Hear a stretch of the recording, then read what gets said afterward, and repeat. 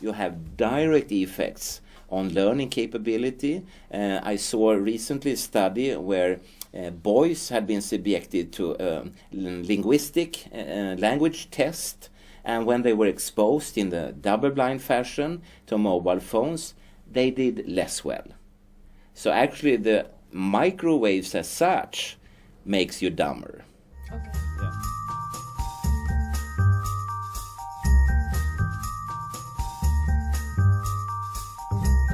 Cancer is an issue, that's for sure, but the real big issue is allergy, asthma, and other oversensitivities. When I was a kid, it was extremely rare to find a child with any form of allergy. Today, more than 50% of children in Sweden up to the age of 14 are allergic asthmatic. And when you allow the key cell for asthma and allergy, the so-called mast cell in your body, to be exposed for levels of microwaves from mobile phones that you are supposed to withstand, they react as if they would have met pollen, nickel, or some other allergen. Oh yes, it has been published in many times. And also there is a Japanese scientist who has shown that you have an eczema, and you expose to eczema from mobile telephones, it gets worse. Okay. Yes. So you see, there are so many pieces in this jigsaw puzzle. I know, but and the funny thing is that, or maybe not even funny, the scary fact is that it is in the public domain. Anyone can download this information, and after this video they will of course know. When the mobile phone is in standby, it's not as would we say it's not as dangerous as when it is being used?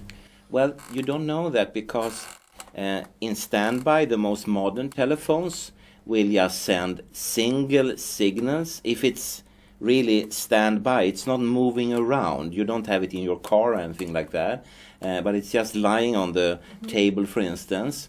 And if we sort of just make an image and say that each time it sends a signal, you get bitten by a poisonous snake, will you die the first time or the 1000th time?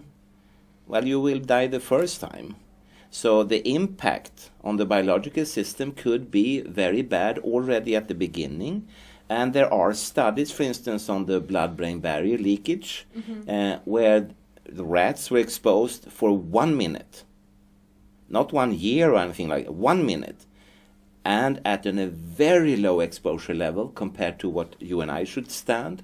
And they got this dramatic leakage of the blood-brain barrier.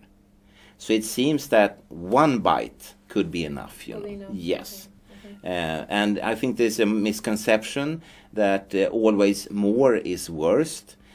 For some effects, like the DNA fragmentation, then you have a cumulative effect, meaning the more you're exposed, the worse it gets.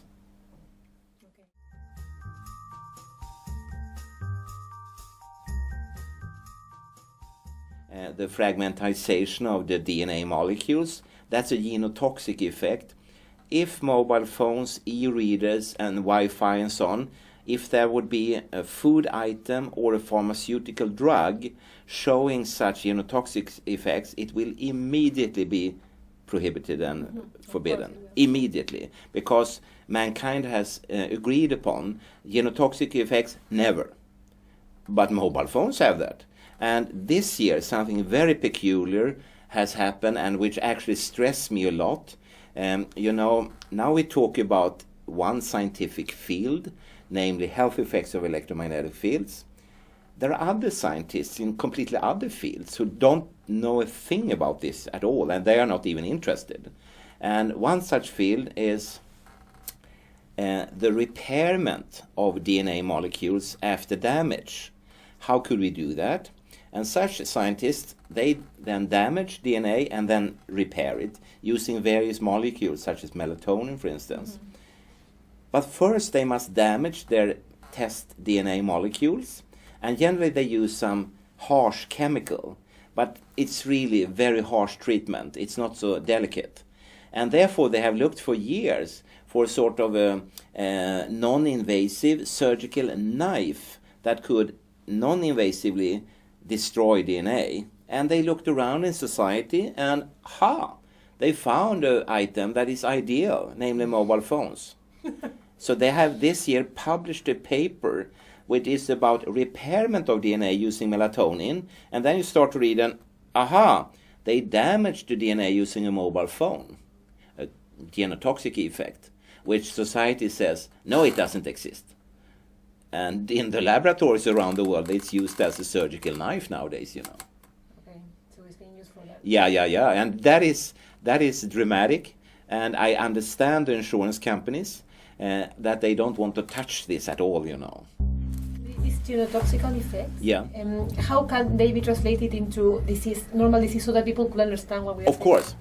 You know, if you have genotoxic effects, alterations at the DNA level, that could lead to, for instance, that vital cells in the immune system suddenly doesn't work, and suddenly sort of a normal disease like a flu could suddenly be very, very deleterious and be very hazardous to mankind, and it could ruin the whole immune system, and not only in us but in animals and plants, bacteria and so on, you know.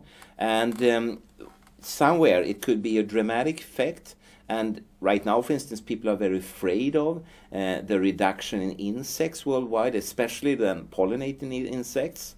And they don't know why it's like that. It could be a virus, bacteria, parasite, and so on. But maybe it could be electromagnetic fields from mobile telephony. Yeah, and that is a threat to all the flora, right? Exactly, yeah. And in Sweden, there was recently a debate, and someone said then, if there would be such an impact on pollination, meaning that we don't have more food, we will still have food for several years. And then there was another expert, no, not several years, we have for several months in Sweden. But then the third expert said, no, you don't even have for a week before it will be riots in the street and people killing each other over food. So the preparedness of society is not very strong, you know. So we don't even know what the effects will be. No, exactly. So, but also when we go back to genotoxic effects, that could be the start of cancer, for instance. Okay. It could, yeah, and the most serious effect is, of course, damage to sperm cells and egg cells, and then there will not be any tomorrow, you know. So. Because there's been an increase on infertility. Yes, yeah.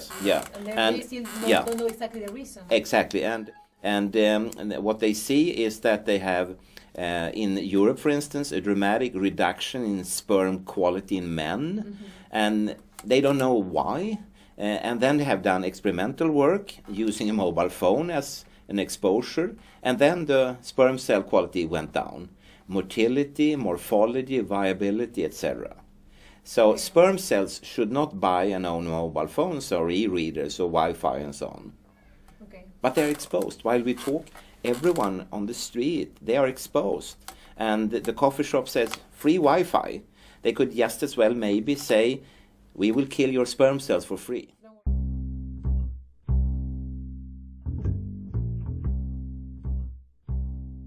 You know, nowadays, there are thousands and thousands and thousands of publications, and if anyone would like to sort of just feel their way through some of them, they could look, for instance, at a report called the Bioinitiative Report, which is a very short summary of approximately 4,000 publications, all pointing to that this is not a good thing to expose people to. Can you repeat the name, please? The Bioinitiative Report. Okay. And it's found on the internet, so you can Google it.